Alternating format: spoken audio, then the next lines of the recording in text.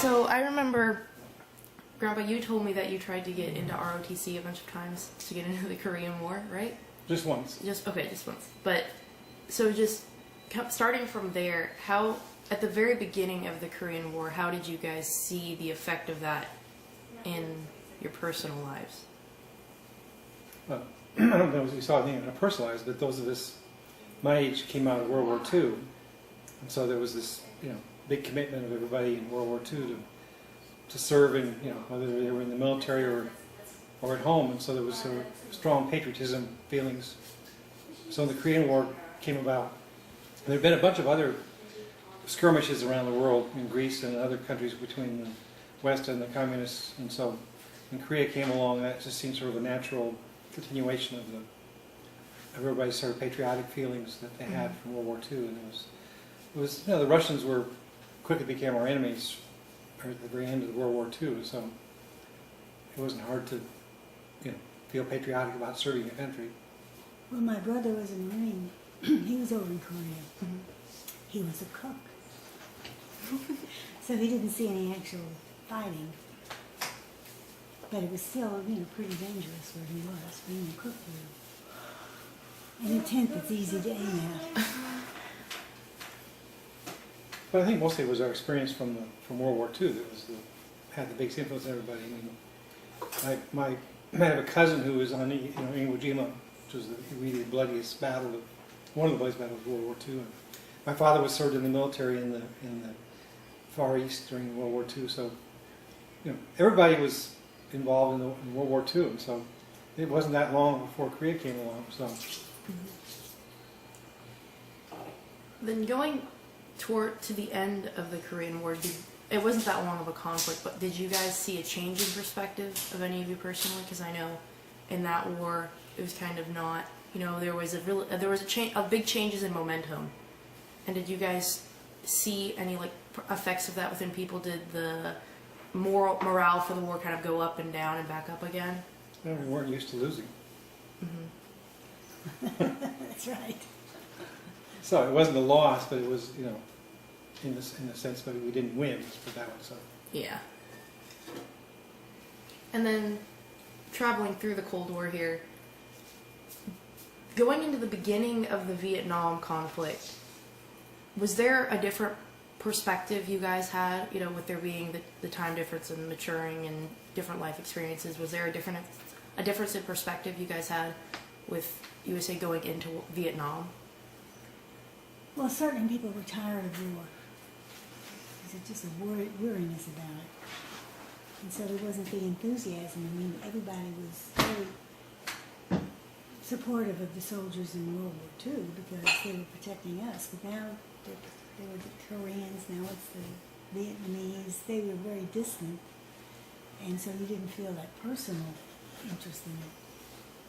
well, plus the World War II had a definite starting point, and as did the Korean War. I mean, there was an event happened, and there was a war immediately, but Vietnam kind of developed very, very slowly. It wasn't a starting point where there was a real, battle or attack that really, made it say this is the start. And Vietnam just sort of gradually got more and more involved, and so it didn't ever had quite the same feeling as Korea or the World War II. And then, as the Vietnam conflict kind of dragged out, did you see just people around having a definite change in being for or against the war? Oh yes, the protests started. Young people didn't want to be sent over there. There was a strong feeling that they weren't fighting to win. If they really wanted to win, there would have been a massive bombing attack on North Korea, or a nuclear attack or whatever. I mean, instead of just having these little battles and losing lives right and left, I mean, the people who fought, if you're going to be there, some people thought, well, either fight to win it or get out. I mean, don't sort of piddle along. Yeah, people were dying for nothing.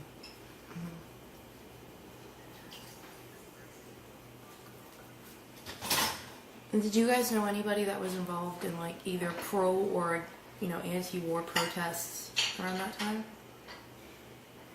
No. It's not personal. We knew people, but I mean, nobody that was a close friend was Mhm. in that business. So.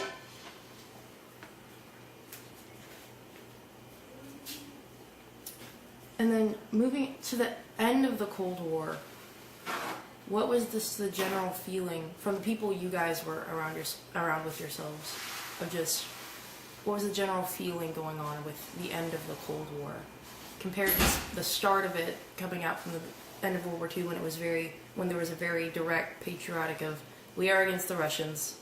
This is very important towards the end of the Cold War. Well, it wasn't going to be nuclear war anymore. That was a big deal. I mean, the threat of the nuclear war had been ongoing ever since World War II, and all of a sudden, it wasn't going to happen anymore. There wasn't going to be a Russian invasion in Europe, so all of a sudden, it looked like we were going to have peace forever. And then People were very happy. people Yeah. didn't. Obviously, other things happened. Right. What were some of the things that you, just as regular people, were told during the Cold War about, there's going to be an imminent attack or, different things like that? Never any threat like that direct. There was always a fear that it might happen, but never that it was going to happen. I mean, we didn't necessarily think the Russians were that crazy. So just because I know in schools, they would constantly have the air raid drills and things like Not that. constantly. And just, okay. I mean, Well, we did have them, and they were stupid. I mean, if a bomb went off, what good would it do to be under your desk? But then just throughout the, being adults later on in the conflict and stuff, they didn't have as many kind of here's safety measures to protect yourself from a nuclear bomb and things like that.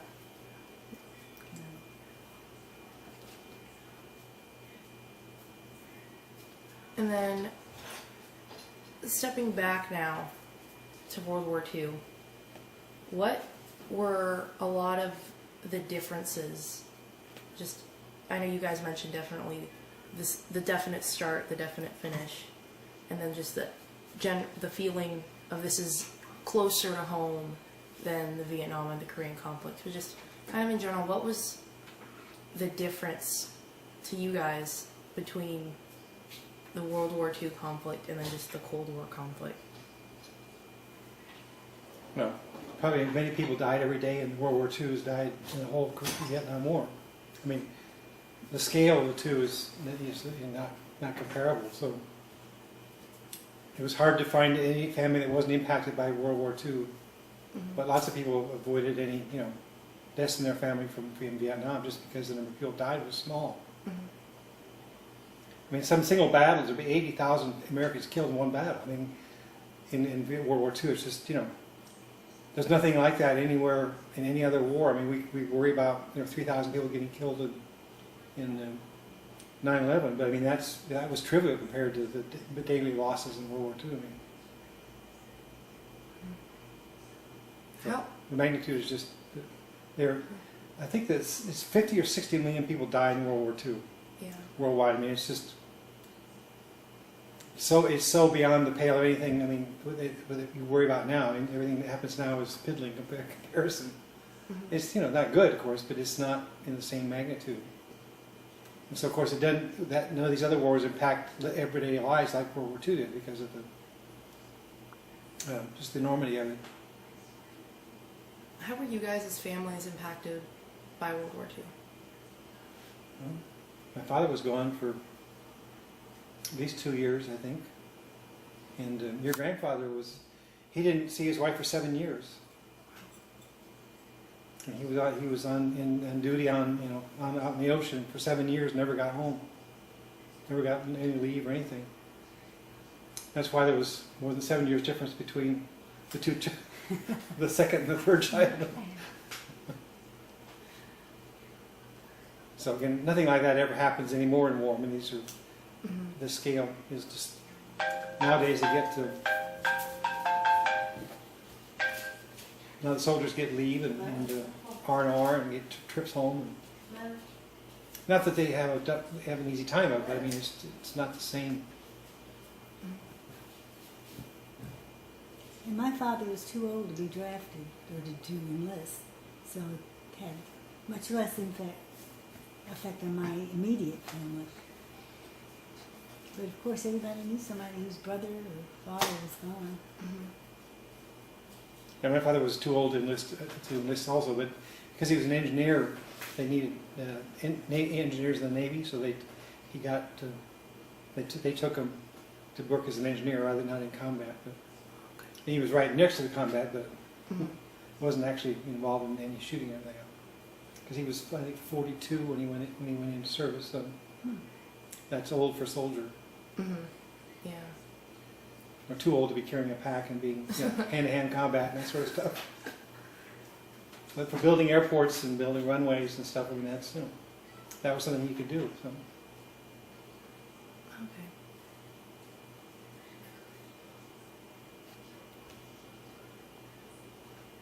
I actually don't have any more specific questions, but if there's anything else you guys feel like you want to talk about or say about kind of the stuff I've talked about, go ahead. One of the things about World War II is that on the map you could follow the movement of the troops across Mm-hmm. Europe, and there'd be different places where you had relatives, and that made it much more personal. Yeah. And Kathy's grandfather had a German name, Kiefer. Mm-hmm. Well, I had a German name, Wenzel, but that didn't seem to bother anybody. Well, except that, I mean, there was one time when they picked up survivors, German survivors, I don't know, it was a U-boat or a ship that was sunk, and there was some of the prisoners' name was Kiefer. I mean, so your grandmother asked, did you ask him where they were from? He says, God, no. They weren't going to get that personal, even though they had the same name. But in wartime, those niceties were not present. So. Yeah. The other thing you have to realize too, the people that were in World War II just came out of the Depression, Right. and so that those two events had an enormous impact on people's lives and the way they thought.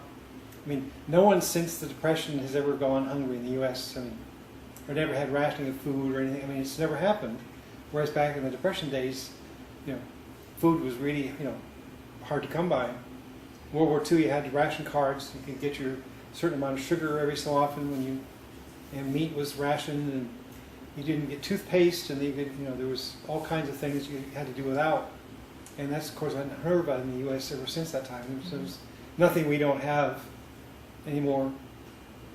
And we don't realize, how there was a previous generation that did without. So. Yeah. I haven't eaten Spam since World War II, so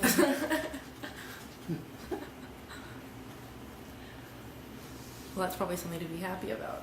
oh, yes. Not that Spam was bad, it's just that that's all you got to eat. After you get really tired. We had it after World War II, but I mean, it was a lot with brown sugar and mustard on it. It was edible. I never had several ways of cooking it, but it wasn't bad. It was so great to have chicken. Because all the meat went to the troops. Right. Yeah.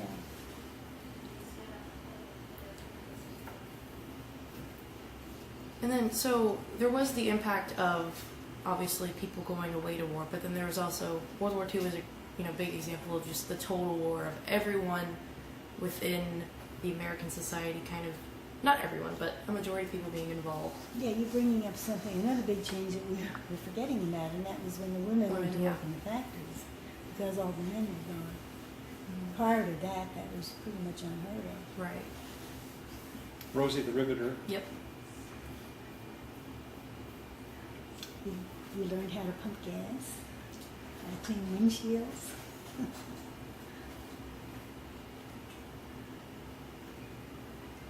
And one interesting thing following that is there's a couple different, so within especially, I guess, women's rights, you could say, there were some people who, after the World War II conflict, wanted to keep, as a married woman, even stay kind of in the workforce. And then there was the other people who, you have the growth of suburbia and people moving to suburban areas and women kind of taking back that domestic sphere now that the men were back and things like that. What did you guys see? Well, it was still considered important for a man to be able to support his family and for his wife to be able to stay home and run the household. Plus, they're having babies like crazy because they've been Mhm. men were gone all those years during World War II, so there were very few babies born. So all of a sudden, all the women were pregnant.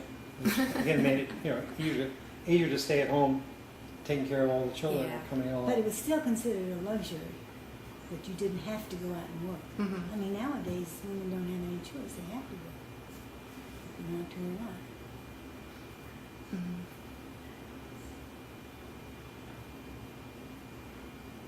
And that's just kind of talking about women. I was kind of drawing my mind towards with the kind of rise, even in the middle of the Cold War conflict, of these rights movements. You have the civil rights movement, women's liberation movement, and stuff.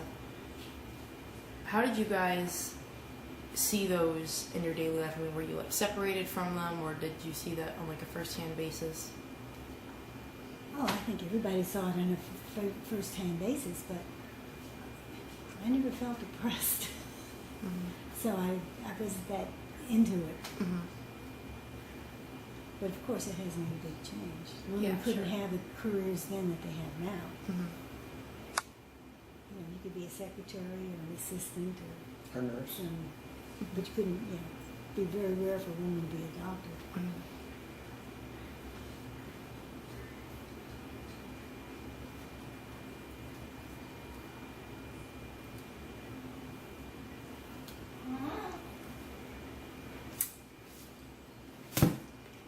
Now I'm actually out of questions.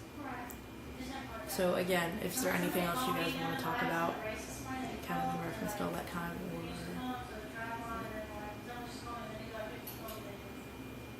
I don't think of anything. well, thank you guys. Thank you. Oh, You're welcome. You're welcome.